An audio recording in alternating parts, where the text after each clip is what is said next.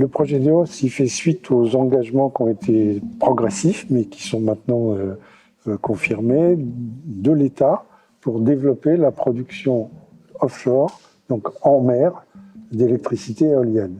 Et à partir du moment où on fait de l'éolien flottant, il faut savoir où on fabrique les flotteurs, où on assemble les flotteurs, les mâts, les éoliennes et les nacelles. Et c'est un travail qui est un travail portuaire dans un port. À l'issue de la concertation préalable sur le projet d'assemblage d'éoliennes flottantes à Fos-sur-Mer, on peut lire dans le rapport de la contribution le commentaire d'un habitant. Selon lui, ce projet est inutile et même nuisible. Il s'agit d'une vaste opération d'enfumage qui essaye de donner une image écologique à des activités industrielles mortifères. Du greenwashing en règle, dans un monde où les ressources sont finies, y compris celles utilisées pour faire vos éoliennes soi-disant vertes.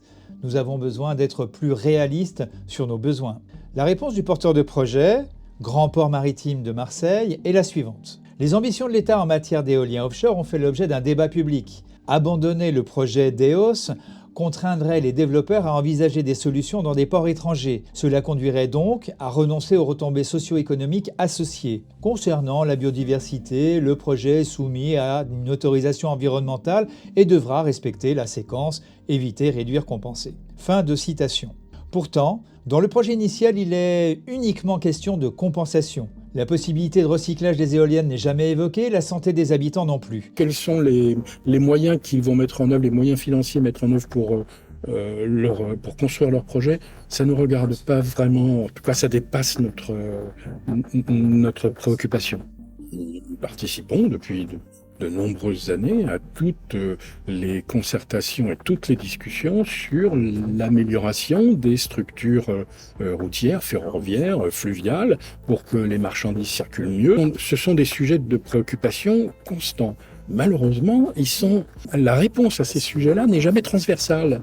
On n'arrive pas dans un projet à pouvoir discuter de ça, parce qu'on nous dit toujours « ben non, là ça dépend pas de nous, là ça dépend pas de moi ». L'un des intérêts majeurs de DEOS, mais vraiment majeur, totalement révolutionnaire au regard de la doctrine du Grand Port, c'est que le Grand Port aménage. Le Grand Port qui n'a rien foutu sur la zone depuis 50 ans, mais de manière totalement scandaleuse, malgré les multiples appels du pied qu'on a pu leur faire, leur disant « faites votre métier d'aménageur. Vous êtes une zone industrialo-portuaire. Vous n'êtes pas un opérateur portuaire. C'est bien que vous fassiez du trafic bateau, que vous comptiez les bateaux et que vous préleviez les taxes. C'est très bien. En revanche, vous avez une mission d'aménageur aussi pour accueillir l'industrie et pour accompagner l'industrie. Ils ne l'ont jamais fait. Grande douleur pour nous. Et la DEOS, c'est ça. Pour la première fois, les ports consacrent des moyens énormes, 500 millions d'euros, à dire nous, on va mettre en place les utilités, les espaces nécessaires pour que les grands opérateurs qui assembleront les futures éoliennes en mer viennent s'installer à Fos. Dernièrement, ils voudraient creuser sur 50 mètres de profondeur parce qu'il y a des flotteurs en béton qui font 50 mètres d'eau. Donc il faut de la profondeur pour pouvoir les mettre à bord de la barge. Et c'est ce qui nous effraie à l'heure actuelle. On sait de par le passé, on a eu l'expérience de par le passé que les opérations de dragage sont faites à la vite-vite. Les retombées viennent sur les tables conchylicoles. Il y a une vingtaine d'années, lors de la dernière opération, on a perdu peut-être 80% de la production. Toutes les boues étaient venues s'accrocher sur les cordes et ça avait fait tomber les coquillages. Donc on ne voudrait pas que là maintenant ça refasse le même scénario. Tout le sédiment qui va être dragué va être rejeté en mer. La crainte c'est que ce sédiment en suspension vienne se fixer sur les cordes soit de moules soit d'huîtres et que ça nous étouffe le coquillage. Et on a peur de perdre entre 80 et 100% de la récolte annuelle. Alors on nous impose à tous les professionnels de prendre des contrats avec des sociétés qui viennent récolter les déchets. Et on va autoriser le Grand Port à rejeter ces déchets en mer. Où est l'écologie là-dedans? C'est rejeté à 5000 en dehors de Port-Saint-Louis-du-Rhône. Ce qui veut dire que ça va contaminer une zone, donc il n'y aura plus de poissons. Toute la faune et la flore qu'il va y avoir sous l'eau, ça va disparaître, parce qu'elle va être étouffée. Tous les coquillages qui sont en darse, toute la vie sous-marine qui est en darse, on va la tuer. Et là, on a le droit de le faire. Pourquoi? Parce qu'il y a des millions et des millions en jeu, on aura le droit de le faire. Selon où il va passer, on va détruire des herbiers, on va détruire des sites protégés pour pouvoir passer un câble.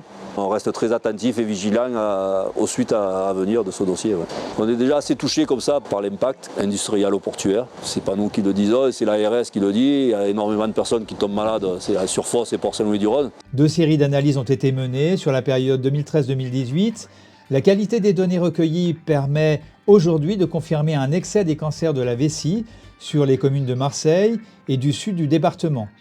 L'exposition à la pollution atmosphérique a également été associée positivement à la survenue de cancers de la vessie. Il y a tellement d'argent en jeu que c'est déjà tout ficelé. Vous savez, quand on vous demande votre avis, c'est que tout est signé déjà. La plupart des pêcheurs ne sont pas au courant de ce projet-là. C'est pas assez médiatisé, je trouve. Et il faut savoir que les pêcheurs étaient là bien avant le grand port maritime. Plus de tout ça nous ramène encore une trentaine ou une quarantaine d'entreprises qui vont nous polluer la vie. C'est autant aller à la montagne, faire des huîtres à la montagne.